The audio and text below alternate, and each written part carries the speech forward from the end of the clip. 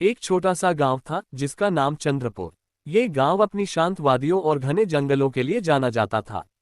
गांव के किनारे एक पुराना हवेली थी जिसे लोग भूतिया हवेली कहते थे। कहा जाता था कि हर पूर्णिमा की रात जब चांदनी धरती पर दूधिया रोशनी बिखेरती थी, उस हवेली में एक प्रेत उभरता था। गांव वाले इसे चांदनी रात का प्रेत कहते थे। कोई नहीं जानता था कि यह प्रेत कौन था या क्या चाहता था, लेकिन इसकी कहानियां गांव में आग की तरह फैली थीं।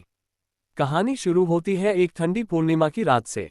गांव का युवा पत्रकार आरव, जो हमेशा रहस्यों को सुलझाने का शौकीन था, ने इस हवेली के बारे में सुना।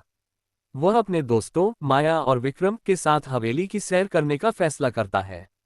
माया एक नन्हा सा डरपोक लेकिन जिज्ञासु लड़की थी, जबकि विक्रम एक नास्तिक था जो भूत प्रेत की बातों को बकवास मानता था। तीनों ने हवेली की ओर कदम बढ़ाए।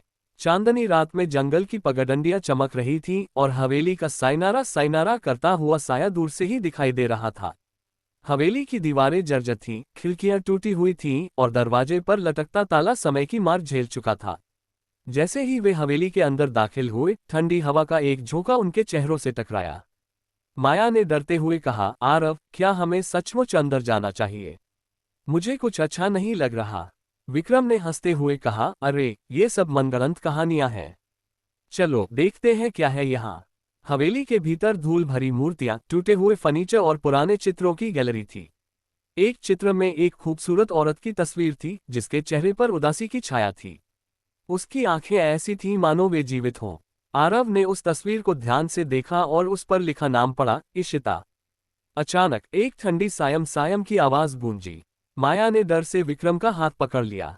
ये क्या था? उसने फुसफुसाते हुए पूछा। विक्रम ने मजाक में कहा, शायद हवा होगी।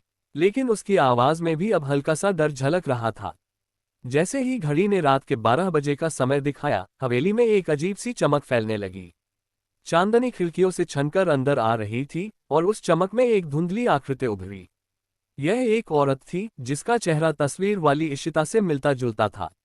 उसकी आंखें खाली थीं और उसकी आवाज हवा में गूंज रही थी, मुझे मुक्ति दो, मेरी कहानी सुनो। माया डर से कांप रही थी, विक्रम स्तब्ध था और आरव ने हिम्मत जुटाकर पूछा, आप कौन हैं? आप क्या चाहती हैं? प्रेत ने जवाब दिया, मैं इशिता हूं। इस हवेली में मेरी आत्मा कैद है। मेरी कहानी अधूरी है। इशिता ने बताया कि वह 100 साल पहले इस हवेली में रहती थी। वह एक अमीर जमींदार की बेटी थी जिसे एक गरीब कवि से प्यार हो गया था, लेकिन उसके परिवार ने इस रिश्ते को स्वीकार नहीं किया। एक पूर्णिमा की रात उसके पिता ने कवि को मार डाला और इशिता को हवेली में कैद कर दिया। दुख और गुस्से में इशिता ने अपनी जान दे दी और उसकी आत्मा तब से हवेली में भटक रही थी। वह चाहती थी कि उसकी कहानी दुनिया तक पहुंचे और उसका प्रेमी, जिसकी आत्मा जंगल में भटक रही थी, उसे मुक्ति मिले। आरव, माया और विक्रम ने फैसला किया कि वे इशिता की मदद करेंगे। उन्होंने गांव के पुराने रिकॉर्ड खंगाले और कवि के परिवार का पता लगाया। एक बूढ़े पुजारी की मदद से उन्होंने जंगल में एक छोटा सा मंदिर खोजा जहां कवि की आत्मा को शांति देने के लिए पूजा की गई। जैसे ही पूजा पूरी हुई, हवेली में एक तेज रोशनी फैली और इशिता की आकृति धुंध में विलीन हो गई। उसकी आवाज गूंजी, धन्यवाद, अब मैं मुक्त हूं। अगली सुबह हवेली में एक अजीब सी शांति थी। गांव वालों ने देखा कि हवेली का पुराना डरावना माहौल गायब हो चुका था। आरव ने इशिता की कहानी को एक किताब में लिखा जो गांव में मशहूर हो गई। चांदनी रात अब गांव वालों के लिए डर की नहीं, बल्कि प्रेम और मुक्ति की कहानी का प्रतीक बन गई।